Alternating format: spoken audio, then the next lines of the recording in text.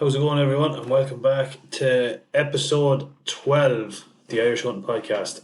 Still here, buddy? Still here. Didn't get reported to whatever comrade or whatever. What's the name of comrade? Jeez, not yet. Don't even know if you can. Whiskey, knives, guns, and all sorts of Honest to God. Not all together, obviously, now, but no, not all just talking about them. Oh, that's not a bad idea.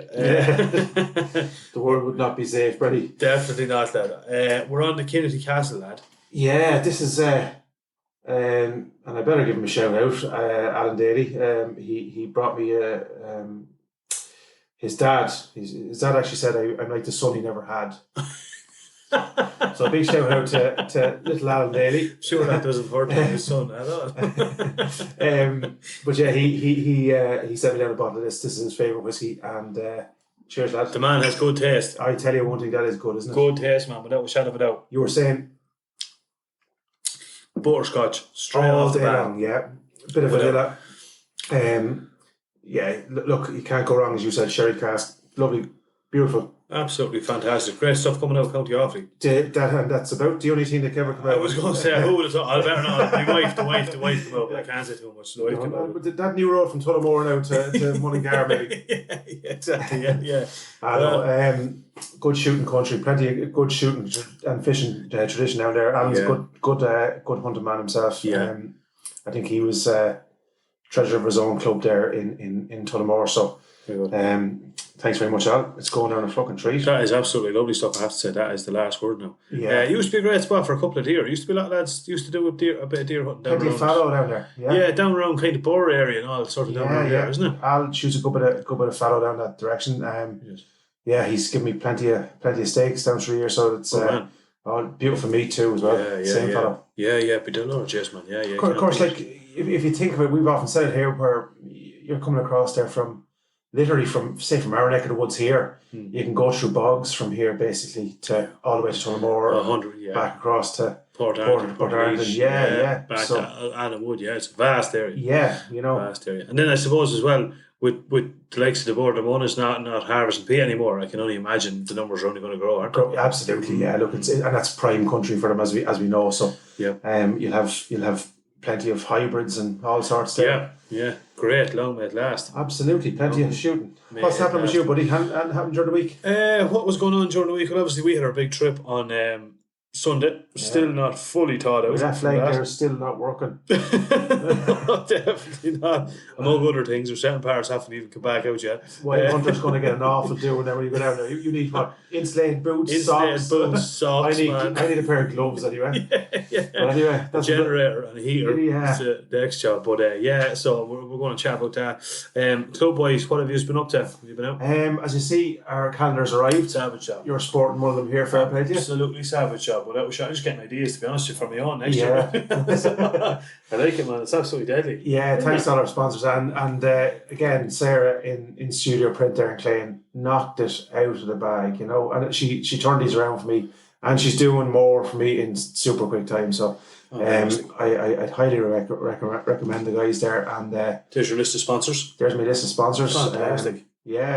Just shows you like we're as you know we're out of every calendar sold, we're donating a few bob there to a local Dundee first responders. So they're defibrillators and that, and they keep all that going. So like it's a and they're it's voluntary, and they're struggling for money as a lot of the kind of voluntary agencies are. So hopefully we'll be able to hand over a few bob there around the Christmas time. And they're going well. Like we've 200 gone and or another 100 there. So it's exceeded our expectations. Probably could have went a bit stronger on them in number wise, but it's hard to gauge. Yeah. You'll know for next year. That's the photography's absolutely Tom Fennell. Yeah, Tom works with me there as well, and myself and Tom probably started together, and he does a pastime. It started as a pastime for Tom, but look, as you can probably see, man, I've said that to you before. That is absolutely unbelievable. Some of them are stunning there. That is absolutely fantastic. So, Jesus Christ, man. I think they're a worthy place on any wall, and they're well presented, and we kind of structure them. Sarah structured them more so than me. All the bank holidays and all that kind of stuff is in there, but just a bit of writing material, for writing a few notes in and beside them, and then the contact details for all the again lovely one. Unbelievable, man! Absolutely top class. They are. Look at that. That's class. A bit of a seeker there. Absolutely class, man. Just as good stuff. Long may it last. I'm sure if anyone wants to get one, they can get one, can they? Yeah, absolutely. Yeah, because we actually, believe it or not, we've got a few down there. One of the guys in Rural Pursuits, fair play to him, wanted one. His landed there today. Just got a message just before we started here. And the NARGC have got behind it a little bit, and we're getting down as far as Wexford, believe it or not, and posting it down. So, brilliant to see. And look, it's probably a few ideas for local clubs next year. Hopefully. Great, yeah. Honestly, it's lovely. In fairness, that is deadly. I have to go. I get one for the parents because it's nice to see it. And look, they're 10 quid, and I said there's a few bob out every can. They're going to a worthy kind of cause. So, as do all gun clubs across the country, kind of they play their part in the community twofold. So it's up to us to try and keep that push going. On that note, I just wanted to give a quick shout out. I just did see it there, the Wild Deer Association of Ireland. Now, this is, I think, is the second. Well, it could be the second tour. I'm not 100% sure, but they were up, I think, the weekend there doing. Did you see that?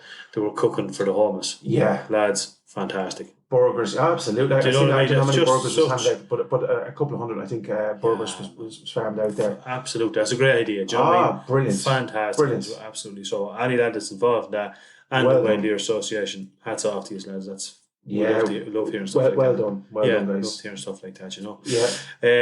But I didn't do much really this week. I wasn't really out. I didn't get out in the club. I was out. No, last weekend we were out for a couple of lads were out. Animal amount of birds around. Absolutely animal amount of birds around. Brilliant. So we're absolutely blown away with it. So I think a lot of that now, to be fair, is down to kind of talking about, as I said before, with great game stocks. Birds are fantastic, Nick. Weather is helping. It's hard now, but feeders are full. Vermin is fairly well controlled. Yeah. We've controlled as much aspects of it as we can. We'd like to do more, but the law doesn't permit it. Yeah. Yeah, look, I think funny enough, we were supposed to do a little bit of vermin at the weekend, but it kind of fell through. Just the numbers and stuff like that. Yeah. I think lads wanted to get out with the dogs just the mornings were in it. Yeah. But we're releasing the next phase of our board shortly, but we still have a long way to go. I was actually delivering a few calendars on Saturday, and on the way up, there's a big fox walking across it, and one of the other guys sent me another picture of another one. So, we still have a little bit of work to do. Look, it's an ongoing thing. Mm-hmm. We're going to next year. I know, I'll be hammering tongs, during the summer, the off season, and you have to. It's part of it. Just has to be. Can't be releasing birds and expecting them to thrive, especially that kind of weather now. Feed is hard come by. So they're going to be easy fodder, Yeah, absolutely. They're all out. Yeah, we've even said, like we said, we went through.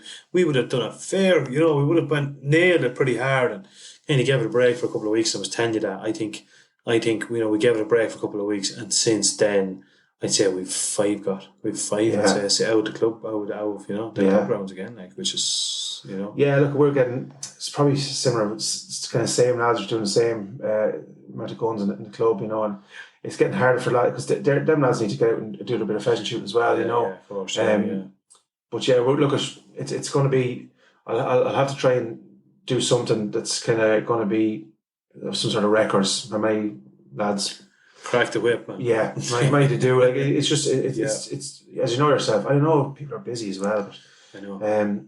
Numbers generally are down, so we need to try and harvest that good habitat for them, a safe habitat, and keep numbers at bay. So yeah, exactly. Yeah. Nice to see pheasants all year round, isn't it? Nice to see, even though you can't see the but in the lobby during the summer, wake up and see one. It's unbelievable. Yeah, look, there's one in Tom took a lovely snap of one of them there in the stubble there. So it's brilliant to see. That's what other than that now in the club. What else is going on? Not a whole pile. I say getting ready now to release sports. Hopefully get a nice bit of shooting over the Christmas. Yeah. But look, we'll have plenty going on. Not too far away, in fairness. Apart from all the plans we're making on the way home on Sunday there as well. Oh man, honest to God, I just need to win the lot now. So yeah, definitely. Yeah, what a weekend. What a weekend, man. Class. Absolutely deadly. Yeah. Put a bit of effort in there, but it wasn't easy, but it was brilliant, wasn't it? I think Sam summed it up. What did he say? 95% of hunting men, he said, will never get to experience this. You know, Yeah, it's the truth. Yeah, and I think it is. Yeah, you know, because without like a lot doubt. of people don't get to experience what we Without a experience. doubt. So I suppose for anyone who doesn't know or hasn't seen the videos, we were up at early hour. We were on the road around 5 o'clock or shortly Yeah, after yeah. on Sunday morning. -3, blaring fog, all maybe the wrong conditions, but we persevered. We headed down to Lough Sheelin. Yeah. Myself and Anthony Stunning, and man. Sam. Oh man, holy Jesus, it wasn't. It was just, you'll see in the video, the YouTube video there, you know, just this, the clear skies, the moon, small bit of cloud on the water, just unbelievable. The Wasn't fog it? It was, coming into the middle of the Yeah, thing. the lake. It was like we said at one stage. It was like the lake was like it was like you know, it was two halves, like Jekyll and Hyde. Yeah, One yeah. part of a little glimpse of sun coming through the trees. Yeah, You're really standing, getting a bit warm. And you yeah. move, you know, a couple of 100 yards, and you're in thick, heavy Thick, fog. heavy, yeah, exactly. It was like going into the unknown, wasn't it? And then the hens getting up off the mid. How many of them? There must have been 300-400 of them. Easy, man. And it was because we got right in on top of them. Yeah, they were flying either side of the boat. Either side of the boat, just fantastic to look at. Absolutely fantastic. Like it was, if we could have got a picture, it wouldn't have been possible with just the water spray and everything. Yeah, and we couldn't use our hands. Well, yeah, like I tried to load 2 cartridges, and it was there. I had to bite my thumb and my trigger finger just to make sure to see if you get a bit of feeling back into them. Oh, amazing. I was ill prepared, man. Like that was just It's like someone said to me, "There's no such thing as bad weather; it's just bad gear." Yeah. Do you know what I mean? And that was that became fairly apparent. Yeah. Well, my gloves, as you know, were when you can see your skin through your gloves, you know they're not worth a shit. No, exactly. So yeah, I just took them off then at the end because they were next to useless, and kept checking to see if my hand was still there. But yeah, and like that again, the jumper and jacket was good, but you know probably needed a snood or something like that. Yeah. And yeah, your old boots will have to get us. Oh man, I have a set of hunters there's a hole in them, so that wasn't a go. So just an normal pair of wellies, I had 2 pairs of socks on, and after 20 minutes, man, I could not feel my feet. Like, I wasn't even in the water; I was on the boat. Like, oh, be the Lord, it was absolutely freezing, wasn't it? But to put it like we were standing in the boat for the bones of 5 hours, 5.5 hours. Yeah, absolutely. Like, boat sitting on ice cold water. Yeah. So we cold arses, cold feet, cold fingers. But we had the time of our lives. That was would not have changed it. The scenery, that Lough Sheelin, my first time with Sheelin, it's beautiful, isn't it? Oh, it's stunning. What's the name of that house? Clover House. Clover House. Oh, so we were coming across the loch and just it was dark. Obviously, when going out, and we could see these lights over across and through the fog. Yeah, looked amazing. Oh, be the Lord, like unhuman. Lovely houses there on the loch. Yeah, we came in from the Ross side, and the Lord, jeez, man, absolutely unbelievable. And then even going through the fog, such an experience, man. Definitely, like, food for the soul. That is, like, it's absolutely brilliant. We got to see probably look at.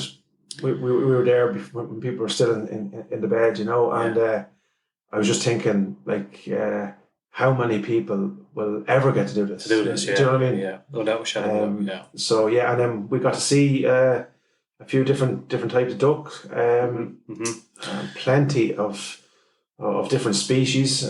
Which teal, serious ones, otherwise, and tufted duck. The cormorants. Yeah. Coming in. Yeah. We've seen herring coming in, did we? Yeah, I've seen a couple of them. Yeah. And, fantastic to see. Yeah, so like apart from the whole hunting aspect, we seen wildlife that and pigeon and the hens and like it was just start finish. It was spectacular, fantastic. Ended up with 26 for the day. Who shot what is very well. It's still being contentious, you know what I mean. Brenny shot 8-ish, I shot 7-ish, and Sam shot 20-ish. So somewhere in that. Well, I do know I missed more than a shot anyway. And so did I, without a shadow of a doubt. And it started off, I think, with the oh Jesus! two mallards. You had to bring this up, didn't you? Yeah. So he came in. To make it, we were all giving Brenny the first shot, you know. Yeah. He was on the left, I was in the middle, Sam was on the right, looking out at the lake, and with the decoys out, and 2 mallard come in to the left, straight, well, to Brenny's immediate left, and Sam and Fran started to call them in, and they were wandering over, having now a nose, and the next thing, don't like the look of this, and got up, and Brenny pulled first. I think Sam pulled second, I pulled third, or maybe I pulled second, Sam pulled third, I can't really remember. Yeah. Doesn't matter. No. The two duck Are healthy, healthy and well. Healthy and well on the other side of the leg. And as Sam said, what happened there, lads? And we still don't know. We don't know. I know what I happened because I put up the gun and then I wasn't ready, and then the fucking life jacket, of course, which obviously you should be wearing, to be fair. But the life jacket was on my shoulder, and I couldn't get the gun up to me. Oh, sure, I pulled the trigger, and sure, I wasn't even in the same parish. You were doing like Wild Bill off the hip. Exactly. Yeah. So that's what happened. But yeah, great crack. Good slagging. Savage crack. Yeah, I think Sam probably was waiting for one of us to throw in the towel, I think, because I think... Kept pushing us. Yeah. We'll just try this other spot just over here, you know. Yeah. And I was there, please, let this be the last one. That was about 4.5 Fortune guard out. Yeah. I used to very same. I was just that. And then I think, didn't I actually slip up and said, I said, sure, will we try in there? Remember when we went out for the gold night? I could see the van at this stage. So we're nearly to... Yeah. It's like seeing the water in the desert, you know. and then Bernie says, we'll try over there. Now, to put that in perspective, over there is about 3 kilometres, which is half an hour in the boat. Just over there, yeah. Fuck you and over there. I knew the minute I said it, I was like, fuck. Why did I say that? Off we fucking went, tell you. But Sherlock was a bit of crack. Straight back. I think I was like Seabiscuit. I cleared the bridge of the boat to get to the van, to start it up, to get the heated seats on. While we were loading up all the gear, yeah. Oh, the holy jersey, it was called. Back then for the breakfast roll and a cup of tea in where do we stop around Delvin somewhere? Yeah. And a fair play to one of the locals in Delvin there. He says to me, he said, I was getting two regular cups of tea, you know, and he says, it's the same price for a large cup of tea here, is it? I thought, oh, jeez. I said, don't mind me now, I'm not being nosy. I said, you're a lifesaver. I bet this extra large cup underneath it. I was looking for a bargain. So. But even the extra large cup of tea around the hands. It was ideal. I went in and just hugged it for about 10 minutes. But some crack on the same. Great. Brilliant. Start to finish, Brenny. Great. Bit of eating in the fridge now, or the freezer. Yeah. So yeah, all's well, the ends well. And look at the plans are afoot now. We're building the boat, so we'll be keeping us abreast of that, how we get on. We'll have to get a trailer, we'll get a boat, we'll get an engine, we'll get tank. Yeah, and life jacket. Life jacket might be. You can do one of them. Yeah, no, definitely no. So plans are afoot. We'll keep us posted. We'll keep us posted. I suppose we're going to bring you. We had Fran oToole from Mountain Man Knives on. We had a interview with Fran. The man's a wizard with knives. He's going to explain all, but we've been trying to do this for a while. We're really looking forward to it because, as you know, we put up the pictures of some of his work. He did a piece for me, and the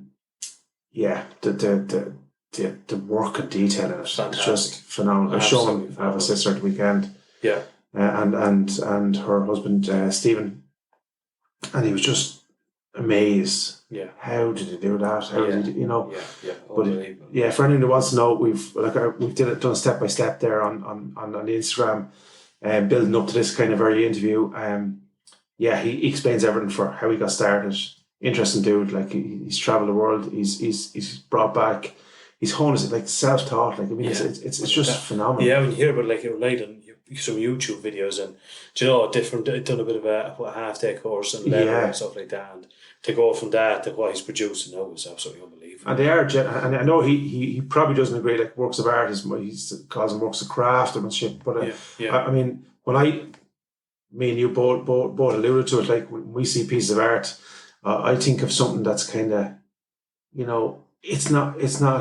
I don't mean this in a derogatory sense, but it's not perfect in terms of it's been used. You know what I'm saying? Or it's been, a picture or a painting, with the frame battered from the 10 houses after being in over the last 100 years. You know what I'm saying? 100%. There's a story behind the art, Yes. Yeah. That's the way to use it. I think the same as that. There's not like it doesn't have to be absolutely precision wrapped up in clean film. It's the same as the way it was. No, a shot doesn't tell the story though. Yeah, so that's, and look at, Here we go. Let's do the Well, man we do the shall- talking. Yeah, we shall have it out. So we're going over here and we'll give you this and have a listen and see what you think.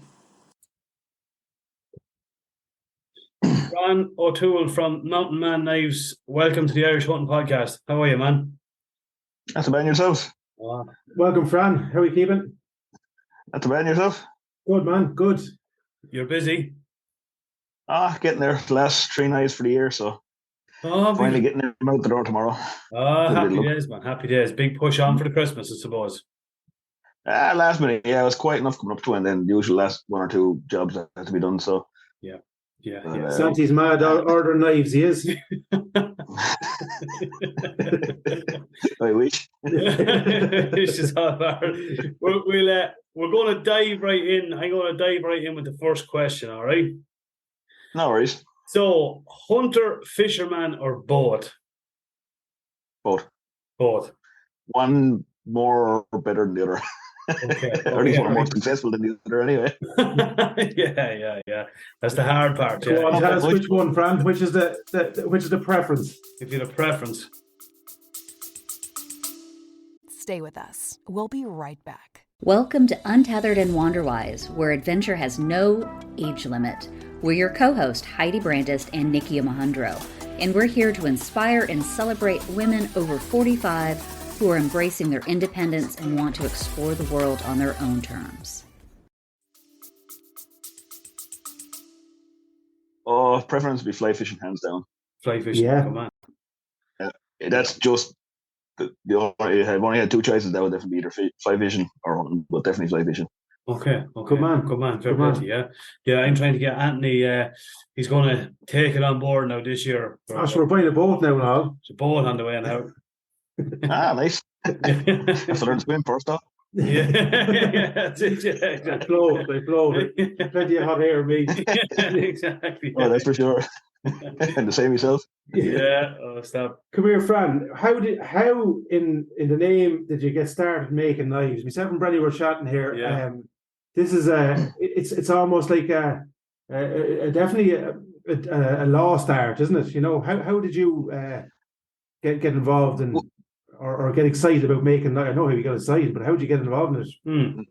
Well, for me, basically, I've been into knives most of my life since a kid, and I didn't really realize it.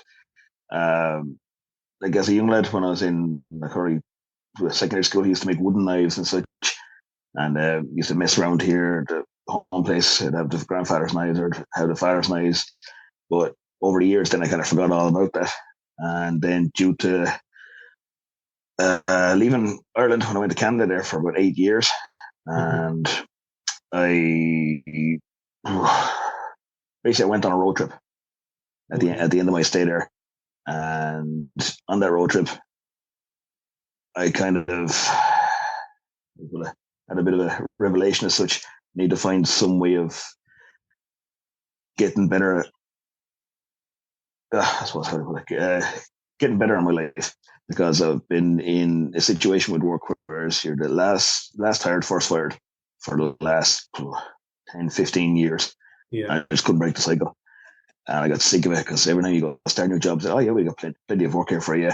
And then you get the job done. Sorry, gotta go. Yeah. Okay. It never stopped. And I thought when I went to Canada that had changed. No, same crap. And basically we spent 8 years trying to stay there. And at the last minute, the application to stay there, the permanent residency, was pulled. And it just went to shit. So I said, right, what am I going to do? So we wanted to see a lot of Canada, and we only seen parts of it since for the 8 years that we're there. So we decided to set up everything, create a little mini camper, and just go explore Canada. And we did. So I spent about eight months touring around BC and Nova Scotia and all the other places. It was absolutely fantastic. Living the dream. I was on that trip. Oh, it's a lifetime experience. Absolutely stunning. I mean, I could have listed out so many things I could talk about, and I wouldn't even get to a fraction of them. Yeah. You know what? Yeah. But honestly, like, everything from the scenery to the animals, the whole lot is just absolutely astounding. So we really enjoyed it. But anyway, it was on the trip that had a lot of free time in the evenings over campfires, so I started watching some YouTube videos, and I got just looking through a lot of bushcraft videos, and I came across one guy called Sandy Jack or Jack Knives, based in England, and he started out making knives. Just got stuck into his videos. I seen what you do and says, Jesus, that's kind of interesting. So I get more and more and more watching it, and then I seen there's more and more people actually doing it. And so I said, well, that's something I'd be interested in because I've always worked with my hands. Yeah. And I'm originally a high-end furniture maker. So I said, right, well, I love wood, love working with my hands, love working with mixed media, and I've never used leather or steel to that degree. Like I have. So I said, right, I'll look more into it and see what I can do. And then I just realized I could do this. But it takes a lot of time and a lot of kind of setup to get it where it will be feasible. So I spent over 2 years looking into what it would take to do it. There's no apprenticeship here for something like that. Excuse me. At least not here anyway. Yes. And like there's two different styles to do. You can either do blacksmithing or bladesmithing with a forge, or you can do stock removal. Okay. And I already had some tools here, but I didn't have a forge. We got rid of our forge years and years ago. And plus, I have a dodgy elbow, so I can't really do too much forging. So I thought I'd go into the stock removal side of it, which is a lot easier for me to get started with. And did a lot more research into it. And how I was able to start was I could buy in pre-made blades from Finland. Okay. Where all I'd have to do was stick the handle on it and make the sheath, because they didn't have any grinders or anything like that, any specialized machinery that you would need at least to begin with. I was I had honed my skills on with what I know. So I started making handles, getting down the technique for that, and then I got into leatherworking as well, because what's a knife without a sheath? Yes. So I did a 1 day course, or half day's course, up in Dublin for that, just to get basic tooling ideas and how to use the simple tools. And after that, then I just went out my own. I did tons and tons and tons of YouTube videos and books and stuff on how to improve my skills and different techniques and all that. And so you're self-taught. You're self-taught. Pretty much 99%. Yeah. Pretty much 99% self-taught on it. That makes it even more impressive. I mean, this is not something like this. Probably years ago would have been handed down from father to son or grandfather to grandson, that type of thing. So it really was probably a dying art in some senses, wasn't it? Mm. Well, it is to a degree, but it's more so with the blacksmithing end of it. The stock removal is more so in the last, I would say, 40, 50 years per se. But yeah, the forging aspect of it would be a lot different. That's where the real skill. So it doesn't take much to actually make a knife. You don't have to be a rocket scientist to figure it out. Yeah. There is a certain level of skill in it, but like it's not compared to forging and stuff like that, where it's a lot. And even though you both get the same product at the end of it, but just two different journeys to get there. Yes. And one is not better than the other. They just both have their advantages and disadvantages over the other. Yes. Yeah. But even the forging aspect. Sorry. Yeah, the leather work. I mean, I obviously you commissioned a piece for myself, and we've been admiring it here all morning. You know, this is not something that it's just knocked up, and there's some serious design. It goes into the leather work as well. It's a work of art. Like, and I'm not just because we have you on the podcast, but I mean, it's something that I hope that will be handed down, through my family for a couple of years to come. So it's a genuine piece of art as well as a functional knife and sheath. Well, thanks for coming. I wouldn't consider it art myself. It's more like craftsmanship. It's for me. It's like anything else. You see an awful lot of people saying that this will be heirloom pieces or heirloom quality. I think that's heirloom quality. It's only if you look after it. I mean, even a cheap Chinese piece of junk can be an heirloom quality item if you look after it. Yeah. Like you have to put the care into it, especially if it's something like the carbon steel blades that I use.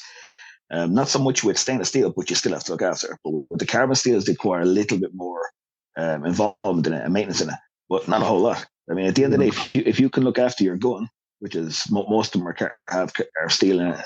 Okay, there's more modern ones now have more stainless in them, but you still have to oil your barrel, you still have to clean it, look after making it a whole lot. So a knife is no different, and it's actually easier to clean. Yes, yeah, 100%, yeah, without doubt, yeah. Well, that touches on a question I suppose I have. Your favorite knife finishes, like when it comes to say carbon or steel. Have you a preference, or would you recommend one over Well, the honestly, it's personal preference. Like for toxic, if you for choice of blade steel, I'm not going to list off different ones because there's any amount of steels now, especially in the last 30 years. There's been huge developments in steel types, especially in the stainless steel end of it. But I primarily work with carbon steel at the moment, mainly ADCRV2. It's a high carbon steel. And the way I work it is I try and specialize in one steel to get the most out of it for as long as possible, and then I can maybe move on to the next one. I don't just keep bouncing around. Yes. So I'd rather basically perfect using that steel or as best I can, and then branch out then after that. Makes sense. And the reason I chose the ADCRV2 is that, okay, it was easier to use, not too expensive to buy, and you can do a lot with it. It's an incredibly tough, hard steel. They use a lot of it for bushcraft knives and stuff like that. So, and it can hold a decent edge. Like, it's not going to hold edge for weeks on end or anything like that, but it does hold a decent edge once you look after, once you strap. And the biggest, when it comes to finishing, it's personal choice for the most part. But if you want to have, so create a patina, that would tell like a story over the years, well then do a satin finish and then let it build up its own patina over your usage over the years that you use it. And basically what a patina is, it's like a oxidization kind of discoloration that you get on carbon steel blades, and certain foods and certain minerals and stuff like that you use with it will add patina, color pattern on the blade. Wow, very good. It looks kind of cool. It kind of looks cool. It creates every blade will be unique, especially if you start off that way, because no two blades will actually look the same once you start using it. Yeah. And then what you can do is a force patina. You can use everything from ferric chloride to vinegar to mustard, anything with a certain acidic pH base in it, that will basically oxidize on the metal. And then there's also good bluing, which is the one I did for you. That one is that's a new technique for me. I haven't used that before, so I just tried it on that one. And it seems to be a little bit more wear resistant compared to ferric chloride, because it doesn't rub off as much, but it's just slightly different. And then what I do with those, either with the ferric chloride or with the gum glue, is I it's called a stone wash. I put in a little tumbler full of stones or ceramic grit, and it creates a little pattern. It kind of creates its wear pattern on it. And what that does is it blends in any scratches or any heavy scratches, like heavy to medium scratches that you have, that will come on the blade after overuse. But you still get your own kind of patina by using it as well. Brilliant. And that's what I mean. Just stop. Sorry, go ahead. See, that's what I mean about the when I say an heirloom, like anyone who knows me, and Brenny's the same here. Like we don't collect whiskey. Our whiskeys are the same. We don't collect them. We drink them, and the same with our knives. But they will be used. They'll be worn. And I think that will tell my story when I hand it down to one of my kids, and they'll put their story to that. You know what I'm saying? So that's what I mean by the heirloom. Is be a functional piece of craft or art, as you say. And I think it makes it all the nicer when you're using authentic. it. Absolutely. Do you know what I mean? Like, I'll give you an example. I have on my belt here, and I have it. I have it probably. I'd say I definitely have it 18 years now. Anyway, me Leatherman travelled all over the world, worked on both sides of the world, but always had it. And my own young lad always says to me, Daddy, when you die, will you leave me that? Yeah. There's I a think story to it, you I know. think he's plotting to kill me. I'm not sure. You may get me Depends on how often he says it. Exactly. There's a long list, Cooper. Yeah, no, I totally agree with Anthony. It's when I look at when Anthony showed me the knife, it's like one of those things. You know, when you're a kid, and I don't know if you can relate to this. I remember my grandfather, God be good to him, had this pen knife, right? And it had like a almost like a mother of pearl Yeah, type I know the one. handle. I You know know that type of exactly. one Yeah. with a little bit of go. Yeah. No, it probably wasn't, but like Brass on the ends of it. exactly. But to Yeah. me, that I was designed just one. The coolest the thing in the world. coolest thing. He used Yeah, to yeah. take it out and he'd Yeah. pare his apple. He'd be out in the yard working and he'd be using it pencil, for yeah. exactly. And it was just, I think that's where if I was to look back at what started my fascination with knives and stuff was Something like that. probably Yeah, you know what I absolutely, mean? absolutely. Yeah, yeah. You It's said there, exactly Fran, right. sorry, but about the care of the knife. And look, as you probably know, with the podcast, we kind of we care for people who are starting their journey in hunting, and like myself, didn't know a whole pile about knives apart from they cut stuff, you know. But the care of the knife. Then explain to us a little bit more just about, you know, when you get your knife, what exactly you mean by that? You know, obviously oiling and stuff like that, but sharpening it and taking care of the blade and the edge. What do you recommend? Well, basically, what I recommend we start from when you've just used the blade. Say if you've grokked your deer and you're finished for the evening, you're going back to the truck or bringing home. I recommend cleaning off the blade with either a mixture of washing up liquid and water, like bring a bottle of that with you, or if you don't have that, have a little small can of WD-40 to kind of spray over it. What the WD-40 does will it'll get rid of any moisture that's on it. Yeah. And then wrap it up in a towel in your Jeep, and then when you go home, then you can properly clean it. Because an awful lot of people, say if you're on the last light hunting, you shoot your deer, it's getting dark, you don't have time to fucking do much apart from just frolic it, get it out, throw it into the Jeep, and on you go. A lot of people don't clean their knives properly, and the worst thing you can do is put a half clean or an unclean knife back into your sheath, because it will go absolutely rancid in there. I've had a couple of knives now this year back in for sharpening. They're not my knives; they're different knives. And actually, sorry, one of my own as well. That the person didn't clean the knife going into the sheath, and when you look inside the sheath, there's fucking hair, there's bits of skin, there's blood congealed in it, and it stinks to high heavens. Okay. And it'll eventually rot the inside leather, or worse, it'll actually keep transferring bacteria into that. So when you do one there, you clean off your knife, you put it back into your sheath, you're still putting bacteria onto that blade to go on to your next one. Yes. So it's just keep it clean. But once you've got that home, you're going to give it a good thorough clean. If it has a coating on it, like the acetone wash, the ferrichloride, or the gun glue, just use a very soft sponge and soapy, warm, not hot, but just lukewarm soapy water. Clean it in your sink and thoroughly dry it down with a paper towel. Okay. Do not soak it and leave it lying down to dry. You have to wipe down the carbon blade properly. You got to get it as dry as possible. And then if you wanted to make sure to get as much moisture out of it, is to spray it again with a little bit of WD-40. Yeah. And then wipe the WD-40 off it. Okay. And then you can oil it. Now, this is kind of overkill, but if you can oil it then with either a mineral oil or a wax, like I supply, it's a mineral oil and beeswax blend. Okay. And you just put the barest amount on it. So just warm it up with your fingers and just put a film. That's all you need to do is just put a little film on it. And that'll help keep it from, like it's not going to stop rust completely. It'll help reduce the risk of it. And over time, whether this will be with the acid wash blades or with a satin blade finish on it, it'll still build up a patina. So it'll build up its own kind of resistance. Like it'll never ever be like a stainless steel blade. It's not going to be rust free. It'll just help reduce the risk of it. Yes. You still have to make oil. You still have to clean it constantly. That's the only downside between a stainless steel blade and a carbon steel blade. Carbon steel blade. Now, okay.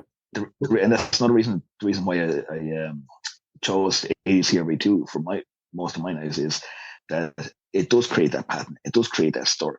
And it's also very, very easy to sharpen. Okay. And compared to a lot of higher stainless steel blades. Now, like I said before, there's a massive amount of advancement in the last 30, especially the last 10 years in newer steels coming out. The more like alloy steels, like some AEBL and Nitro V, stuff like that, where they're not the high end stainless steels, but they're closer to the high end carbon steels. So they're a lot easier to sharpen than the higher end one steels will be, but they hold their edge as long as the higher end ones. Okay. And the thing with the carbon steels is you can strop an edge out in the field with most carbon steel blades. You can't really do that with a lot of stainless steels. Okay. You can use a hone to get a lot of them back, but most of those, once it goes dull, you've got to get to a diamond stone or a rod and get the edge back on it. Get the edge back on it. Okay. So, because they hold their edge for a long time, but it takes a long time to get that edge there. So if you're out in the field and you do have them mounted, it's hard to get it back. So you have to basically go back to the shop and. Okay. Have you ever heard? I've certainly heard this from a couple of people that deer hair will blunt a knife quite easily. It is the very first thing that will actually blunt your knife, and it's usually the belly hair. That's one of the most corrosive, abrasive, not corrosive. Sorry. Yeah. Now, this will bring me to how I test my knives. Like I said, I don't do much hunting. I haven't done any in Ireland since I came back. Most of my hunting was in Canada, bow hunting. So I can't test those knives myself when it comes to skinning. So I have two guys that do that for me. One's a professional guide, and another guy's a local guy here. And both do different deer. One does mainly Sika. The other guy does everything from Sika, fallow, and the whole lot, Sika, fallow, and everything else.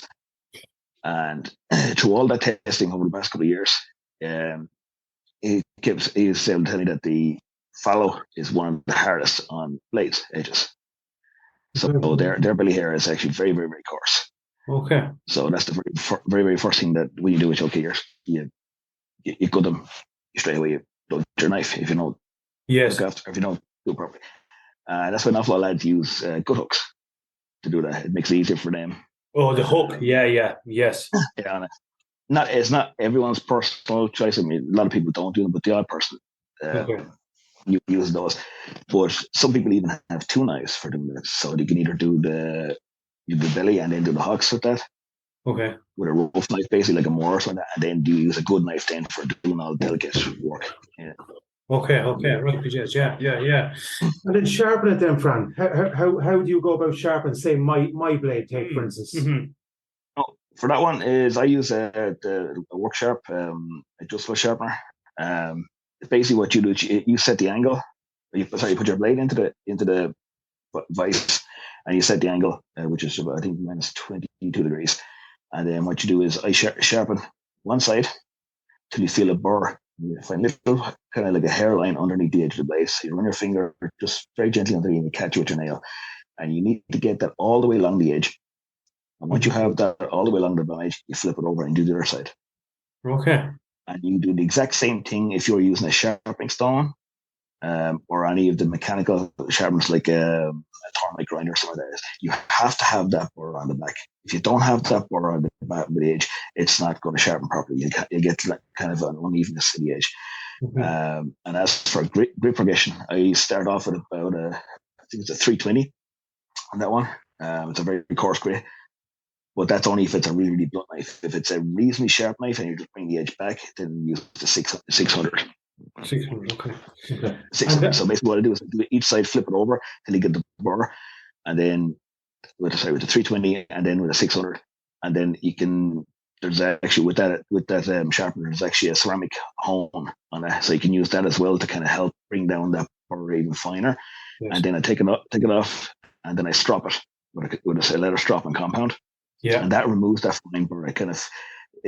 The burr is kind of a very, very, very fine hair of metal on the edge of the blade. And you have to remove that in order to reveal the edge. Because you can actually sharpen, and then you think, oh, okay, this is razor sharp. But because that burr is still there, it's preventing that sharp edge from forming. Okay. So you think it's sharp, but it's not. It's not. But if you get that burr, and you can actually see it, like when you use the strop, you can actually see that little bit of metal come off onto the strop. And then you know you've got all that. And once that's done, then I use a piece of paper, a piece of newspaper or a piece of copy paper, something like that, and I just slice it straight through from heel to tip. And I use that then to feel if there's any unevenness in the edge. And this doesn't tell you the blade is sharp. Okay, it's sharp, it's cut the paper, but that's not a sharpness test. All the paper test does is it tells you if there's any unevenness, because you can have an edge that could be slightly, say you went slightly too hard on one side and it could be slightly kinked, and then you go too hard on the other side, so it could be cause a little rip or it'll cause a little snag. So I should go along, it'll catch. Okay, it won't be smooth. Yeah, so that all that does, it just tell you that you've got a roughly even bevel on each side and got a nice clean edge. Okay, but Jesus, right? Okay. And come here, so do you know the sharpeners we see everywhere? Do you know the lad with the 2 tungsten tips that you run your knife down? Yeah. You're not a fan. I was waiting for that reaction. So don't use that. I got a good one for you. I did a knife for a guy up in, I rehandled a knife. It was an old Sabatier knife, kitchen knife, for a gentleman up in Wicklow.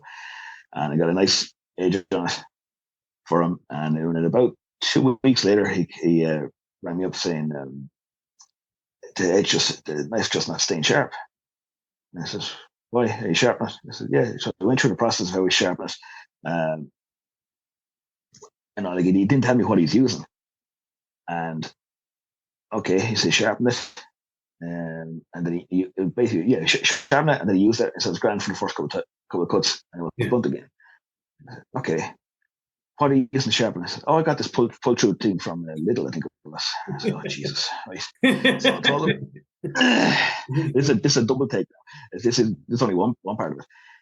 So I explained to him, either get yourself a little stone or a honing rod, and that'll help keep your edge. So without actually dogs have a stone, I sent them some videos on how to use a stone and all that.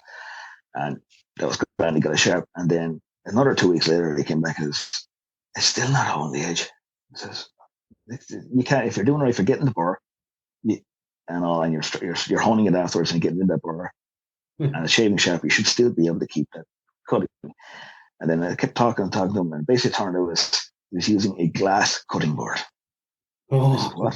Jeez, a glass cutting board. There's no such thing as a glass board. Yeah, they're fucking selling them, I think, with TK Maxx or something like that. I said, no, that's a pastry board. I was like, oh, fucking hell. So basically, you're cutting glass all the time. So no wonder it's not holding an edge. Well, we might do it. Well, we might do that, Fran. We might get you just when we're putting a few links obviously up on the pages there. You might throw up in a video maybe in terms of how you go about sharpening, like say for people in the fields. I know your end of it's a lot more, what would you say, precision based. 100%, yeah. For two bears like ourselves here, how we go about properly keeping the knife sharp. Yeah, you know? And even that kit, I know exactly the kit you're describing. It almost has like a, how would you say it? It's almost on a bar that you sort of pull it out and return it. So if you knew where we could even get that'd be great, you know. Yeah, well, that's called a work sharpener, and I'll send you on the links for that. But they also do a field version. Like that one is more of a fixed base. It's very, very small and portable and compact. You can still take it on a filter, but it's not ideal for out in the field. You don't really want to be sharpening your knife out in the field. No. Yeah. What you do need to do is hone it. So you can, if you have a ceramic rod or a steel rod, you can get the little mini ones or a big one. I have some of those. Yeah. You can use that to bring back your edge out of the field. You don't need to sharpen it, because the worst thing you can do is constantly sharpen your blade, because every time you sharpen your blade, you're removing steel, and the more steel you remove, the smaller your blade gets. So the best way to get an edge and maintain the edge is to strop it. Okay. Or hone it. And this brings me to the very, very first question somebody asked me is about one of my knives is, does it hold an edge? Well, I can't really answer that for you, because it's entirely up to how you use your knife. Yeah. Because I have the two guys that test my knives for me. One guy can get about, I think it was 12 to 14 deer on one blade, and the other guy gets 6.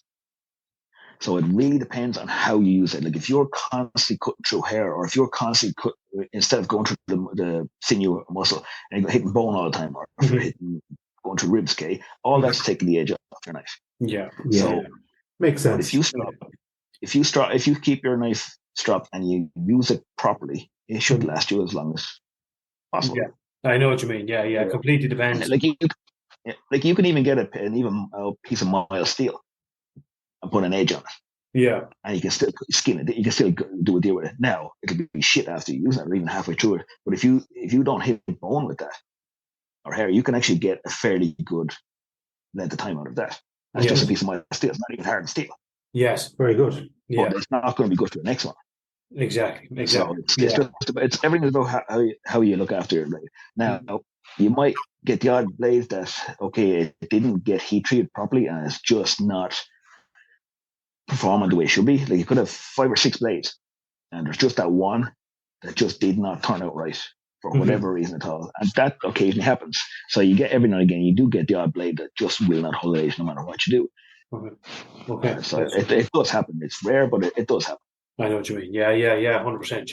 Yeah. What's the average cost of a knife for somebody looking for a present for their hunting partner or spouse or boyfriend or girlfriend? What's the kind of the range? I suppose. Yeah. Well, mine start at for a basic model knife with a plain die sheath is $235. Okay. And with a tool and die sheath is $245. Now that's from January, from this month. Now it will probably go up eventually to I don't want it to go any more than $250 for a plain standard knife, because there's kind of there's a market that I was aiming for between $250 and $300, because there's not many in that bracket range. Okay. And at least if I can try and keep the prices in that range, there's no guarantee that I can, but I'm going to try and keep it within that. It just depends on the cost of the bills. Because my last ESB bill was like €400. I know. Pretty easy. Yeah. So I don't want a nice present for somebody, like for the hunter. You can get something that's personalized. Yeah. It's delivered to your door. You know what I'm saying? You can choose the design, the color. Yeah. Maybe it's just because we're the type of people that we are, but I couldn't think of I get hard to think of a better present. Yeah. You know what I mean? So if my wife is listening, which she damn well better with me. You want a knife for Christmas, baby? Yeah, exactly. Probably not going to get it out before Christmas, but yes, I want a knife. Well, and that's the and it doesn't have to be for hunting. Like there's so many different types of knives you can get out there for different occasions, like for bushcrafters, little EDC knives for anybody that just occasionally uses for open boxes and such. So you do make a great all-around little gift for exactly. Absolutely. You don't have to be avid hunters. Exactly. I know we're conscious we're running out of time here. I just wanted to hit you with one other question before we go. Business goals for the future. What have you planned? What anything you're working on behind the scenes, or any avenue you want to go down? Doing business goal to try to get up a proper website set up, hopefully by the end of next year. I want to do a line of knives that are specifically Irish per se, based on our culture and history. Cool. And our myths and legends, stuff like that. Now it's just something I was planning always at the start. I just haven't gotten into it yet. So it's just something uniquely Irish, because a lot of countries have their own kind of style knives and such like that. But there isn't a knife on this planet that had a nice style or shape that hasn't been done already. Yes. So it's just because us as Irish people, stories and legends and fairy tales have been a huge part of our culture and background for hundreds of years. And I want to try and bring that into my work. Wow, brilliant! Not overly complicated stuff like that's the reason why I do this type of leatherwork that I'm doing. You can get really, really, really fantastic images onto leather. You can be surprised what you can do with it. Now, okay, nothing like printing with a laser or something like that, but like you'd be surprised at what you get. But the finer detail you go on that, the more it wears. It doesn't last as long. So for an everyday hunting knife, that's not something that you'd want. So I want to try and get somewhere close to what I'm doing, but based on the mythology. Yeah, I like that. That's just something different. It's something different. Yeah, exactly. It makes it very, very uniquely Irish. Yeah, without doubt. Well, I've already my next idea for my next piece from you, so I'll be hitting you up in the new year. Okay, yeah. Well, no, No mine worries. first. No, fucking you have one ready. Step aside now. Yeah, Look, there's no knives here. Two swords. Exactly. Book him. He has it. I'm next. Fran, unfortunately, I could talk to you all day. I'm going to have to wrap it up there. But it was an absolute pleasure talking to you. Love what you're doing. Absolutely love what you're doing. We're going to put a link to your email and all on the next podcast. Check him out. Fran oToole, Mountain Man Knives. And yeah, absolutely. Definitely. I can vouch for it, you know. Exactly. Be blown away by what you see. Fran, over now. Happy Christmas to you, and we will talk in the new year. I'll be sending you through, Deborah is the wife, so if you see her name coming up, just bump her up there, all right? No worries. Fran, have a good one, man. Thanks a million. Nice talking to you. Take care. Cheers, everybody. Bye. And there we go. That was Fran from Mountain Man Knives. Absolute. Well, the man's what you call just a word, yeah, without a shadow of a doubt. There's no. The man knows what he's talking about. You know, when you're talking to a fella, and this man, he just knew what he was talking about, didn't he? Absolutely, and probably look at that's when he's talking to a pair of eagles like us. Yeah, he has to try and hold up. Whoa, reverse there a little bit. Yeah, what was that big word you said there? Yeah, exactly. Yeah. So no, brilliant stuff, isn't it? Fantastic. Yeah. Now, like in fair, like the detail he goes into, like on the sharp and the knives now. Unbelievable. Now I won't be doing it. No. You know, fair, like, you know. And Brenny was giving out to me, man. He was referring to me in that piece there as the handheld fucking knife. I have one, the handheld knife. And what do you think of a lad now that would use one of these on a knife like that? So he was fully looking at me when he was talking about that, and I just didn't want to pick him up on it, but I am picking him up on it now. So I have one of the aforementioned handheld jugs because I had my own knives were like, look at, he's as bad. We're talking here, right? When Fran was talking about cleaning the knife, right? He said, "How do you clean your knife, buddy?" He's laughing. I said, "You know what? Like, if I get stuck, I do stab it a couple of times in the ground after I finish with it." And he says, "So do I." So he's no man to slag. Yeah, honestly, I have to admit. Well, like, what are you supposed to do? It's just all blood and stuff. You're not going to rub it on your clothes. I don't bring, like certain people do, like a backpack full of stuff with me. So I was like, it's hard enough to lug ourselves up the mountain. Stab it into the ground. It's as good of a cleaning as I think. So you won't be bringing fairy liquid now up the. I don't personally think that I will. No, what we will be doing is there is a few good tips there in terms of the aftercare knife, which we will be doing. But no, I'll have to find some sort of a better method for keeping my blades sharp, because now I won't get away with bringing this thing out. No, shut up, no. My old blade, when I'm handing it down to my grandson, would be, it'll be about to say, a little Swiss Army knife. Believe it or not, that was 8 inches long. What's they call that? Paperweight or so for opening the envelopes. Cheers. Like an it needle.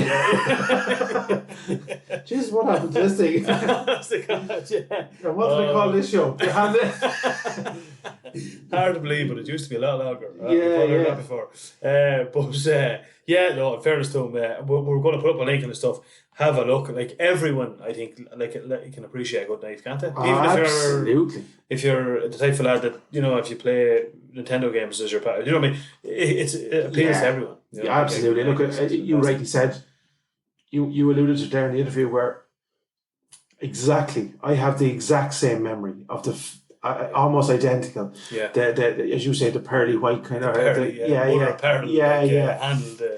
and the old blade, and talk about worn. that thing was used as everything from a toothpick to a razor or a screwdriver. Yeah, exactly. Yeah. But and that's, look at, I think we all have them kind of memories, and look, it's not only hunting knives, as you alluded there, you know, for opening, you know, if you're working in stores, opening boxes, a good knife. I think he does sort of kitchen knives as well. Yes, I think he mentioned something about that, right? Yeah. So like, I mean, fantastic for Christmas. Well, you might get it for this Christmas, but certainly a great gift idea for Absolutely. I mean, yeah, and personalized. You know, it's something that's specific to the person that you're giving it to. Yeah.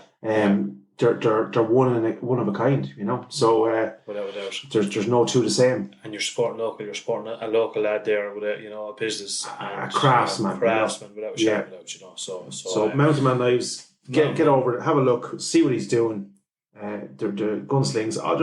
There's a range of stuff there, you know. Yeah. And he's big plans for the future. The Irish kind of. I think that's a cool idea. Yeah. I'd love to see what that equates to. Do you know, I know what he's talking about, and it'd be just great to see how he melds the two. Yeah. Without doubt, something I'm very interested in myself, the kind of Irish mythology stuff. Yeah, you know, look at all. Yeah. Best of all I have to do is look at any tattoo I have. Yeah, same as myself. Irish mythology. Yeah. I think it's class. It's just it's brilliant. It's something like it's unique to us. It's kind of like the Norwegians have their gods of Valhalla and all that kind of stuff, and we have that throwback to the Irishman Cuchulainn and Children Lear and all that kind of stuff.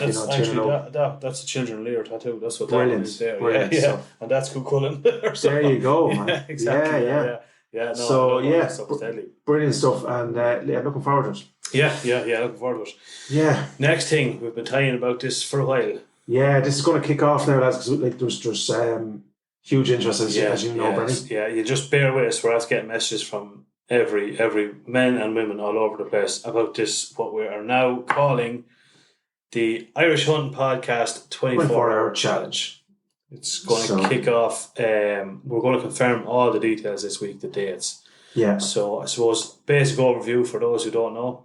We're going to be kicking off over Christmas. The whole idea of this, lads, is to get lads out. It's as much about men's health as you know, our passion for the sport. Yeah. If you're there over the Christmas, you're home, you're browned off, you and one of your mates team up. We want you to get out, register for our competition. Yeah. And you've 24 hours. You can do it as a team or individually. You've 24 hours to return a picture with a pheasant, a fox, and a pike. All right, so there's a lot of aspects of skill involved there, and I'm excited about it. I can't think of a better. Yeah, I think it's brilliant. I mean, the thing about the Christmas is brilliant. You sit down Christmas, you be all over indulge and stuff like that, you know, and then get people out moving, out in nature. Hopefully, with this kind of weather, you know. Yeah. But even if it's not, so be it. You know, it's Irish weather. Get over, get up. We've been ranting and raving about this type of stuff. Look, two of us are like you had 3 hours sleep Saturday night. Yeah. I had a little bit more, but not a whole pile. Mm-hmm. And it's you're jumping the energy because you're out in nature, you're out getting fresh air. Yeah, it's not like seeing stuff. Yeah, not like getting up for work. You can't. You know what I mean? You're raring to go. It's just from start to finish. So get out and do it. Like, look, we were talking to the boys in Wild Hunter there. We're firming up with that. We're getting down to them there because I need a fucking pair of gloves. That's the shit. Yeah, and I would pair of boots. Yeah. Yeah. So, but what the guys in Wild Hunter are going to do for us, right? They're going to put together, because like probably myself, you know, lads don't have, you know, a whole pile of fishing gear and stuff. So they're going to put together a little bit of a starter pack for, you know, so it's an Irish Hunting Podcast kind of special, IHP special, a little bit of, you know, a real, couple of spinners and stuff. Yeah. They're going to give us a kind of a special price on that kind of a package. We'll put up on all our stuff. Get down, get it. Get stuff ready. You'll have your shotgun, your rifle, or sorted, and then just nail it in. Team up. Put a nice name on the team. What's your team going to be called? I don't really know. We're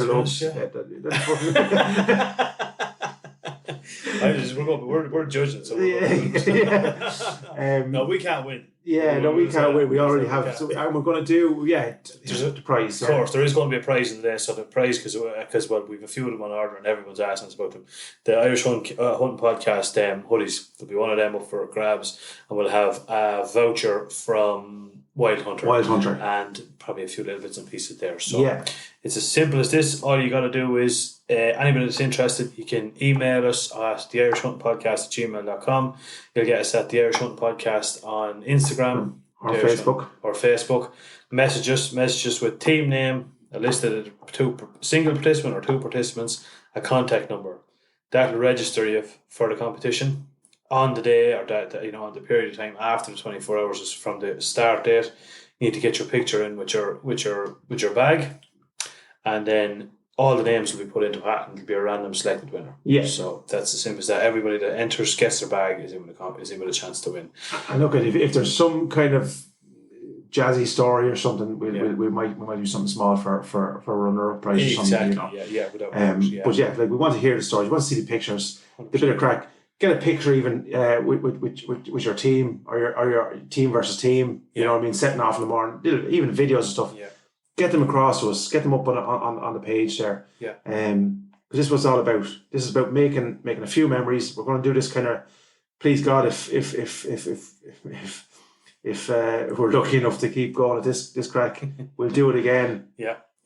And so we can build it year on year. So like it's getting out and about and building a few memories, a bit of crack. Without a shadow of a doubt. And then as well, of course, the bigger prize is you will be officially named. There's something podcast 24-hour challenge winner. You'll be Ireland's head hunter. Yeah. He or she. You'll be that's a fair. That's fair official. Thing. That's official. That's official. I'll tell you what, there's not another competition in the country like it. So this is the number one. So, bit of crack, but we're looking forward to it. So get behind it, and as well as that, it's a great excuse for if you're home, you're browned off, or you want, as I say, you want to get out of the house, you want to get out and chat, get out with a buddy of yours, head down the bank of the canal, head down the river, wherever you're going, out with the lakes, get out in nature, out in the fresh air, have a chat, and a bit of crack along the way. And even guys, look, it's some of your fishermen that are probably not hunters, right? Still jump on the fucking challenge. Send us a picture of your pike. Yeah. I know you mightn't be able to do the whole shooting aspect, but you might be able to team up with a buddy who does a bit of shooting. So you can just cross it like that. Yeah. But I say even if you're not able to do all aspects of it, get out and about and send us in your name anyway, and just let us know you're not going to be doing. Like we want to hear your stories. Yeah. We want to see your picture of your pike. Yeah. You know what I'm saying? It's just about engagement. Like it's not overly serious. We're not going to be, as you probably recognise from the podcast, we're not like we're entering it. So so relax, please. You'll probably see me jumping into the car trying to grab hold of him. I'll have all the spinners gone after about 3 minutes. I can see the fucker. Why isn't he waiting on me line? Or a big book. Can you fish with a bucket, Brenny? No. Do you want to be fairly quick and empty the door? But no, exactly. It's going to be a right bit of fucking crack, and it's for there's it's good to be doing, good for the mental health, good for everyone. So great way of getting us chatting on. So get out and get stuck into it. Yeah. May the best team or the best man or woman win. So, but we're going to have to. I think we're talking to Michael in Wild Hunter. Mm-hmm. Yeah. We're chatting. We're going to take a trip down. Mm-hmm. So there's the thing. I think I'll put up. I was going to put the question anyway. What's the best pair of kind of hunting gloves, guys? Yeah. Something that'll keep the old pinkies warm. Yeah. Of course, my hand is like something else. I don't know. I wouldn't make a fucking a finger model, would it? Be like your man on there. What was that? A Zoolander, was it? Yeah. No, most definitely, I am not. For anyone who can't see, I chopped off. Tony Grogan, if you're listening, you chopped it off, not me. In front of the JCB, one of my fingers. That was hammered out, and then I did this bit myself with the chop saw. Oh, jeez. So that hand does not like cold. No, yeah, exactly. I go to rub my hair and I pinch my arse or something. Looks like something you put over a butcher's bin. Yeah, it's horrendous, isn't it? Well, anyway, sure. Look, it's been through a bit of torture, so I need a good glove. I know. But see, the thing about it as well, you want something that's kind of waterproof too, because as you know, when you're pulling in and out the decoys, like the minute they get wet, if they're not waterproof for that, you're completely. But I had no gloves, right? Because like it's not too bad when you're deer stalking. You don't have a freezing fog blowing it. I don't know how fast we're traveling that boat. That boat, I think does something like 40 kilometers an hour. Yeah, that boat, that's across the loch, and it was getting colder as the morning went on. Just put it in perspective. Yeah.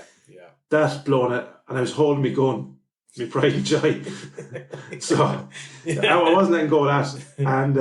So it was stuck to the gun basically. I had a pair of black cloth nylon or black cloth Nike gloves with more holes in them than Brenny's socks. And so I just tied it up. I took them off and put them in my pocket. So, and Sam had some, I think they were sealskin or something. They were like, they were like, I don't know, they were like diving gloves. Because he does a bit of diving and stuff like that. But they just look very awkward to me. Like, I don't know. Jeez, you don't bother using it. No, in fairness, it works for Sam. Yeah. In fairness, yeah. But, and I said, he said, are you a bit cold there? This was 4.5 hours in now, you know. He was waiting for us to break. I was nearly broken. Pure stubbornness. As I was biting my tongue. Oh, jeez, no, I know this. Oh, jeez, I go on, yeah. So, and you pray and the ball break out or something. And he says, what did he say? Something that you don't want to hear now when your hands are like two blocks of ice. He says, my hands are lovely, Mom. Yeah, exactly. Yeah. He says, my gloves are actually too warm. My hands are actually they're really sweating. Oh, jeez, poor living. That's I think I've been looking them up. There is some nice sealskin. I think one of the guys actually recommended. So I have to go down and try them on. Yeah. And yeah, look, Wild Hunter, I don't know. We were down there the last day and it was like an ocean of amounts. If there's anyone that'll have them, it'll be. They'll have them. So without doubt. Yeah, we'll be down there. I'll be checking out them, and I think what I'm actually going to buy because the as you know, Avril has donated to the Anthony Rogan Hunting Fund for Christmas. So a nice pair of socks as well. Oh, good pair of socks. Yeah, sealskin, nice, kind of semi-waterproof, but half breathable. Yeah, without doubt, yeah. No, I'll be looking forward to getting down there. And we'll put up a video and the sort of a package or the bit of gear that he's going to show us. To get me started, essentially, you know. Yeah, exactly. We'll put a video there up and you'll see what's there, and you'll have those times to go and get yourself a bit of gear, you know. Yeah, I like that as well. Like, don't be, you know, like you don't have to be. I have a fishing rod there that I've been using now for I don't know how many years. Well, I kind of have bought a new one today on night, but I was thinking about him and Han about, but no, I'm going to go down to Wild Hunter and see what they have there. Yeah. I might bite the bullet and change the rod. Yeah. I might bite the bullet and change the rod. But like that's what I'm saying, you don't need to be going bananas. Like, don't be thinking, oh sure, them lads will have,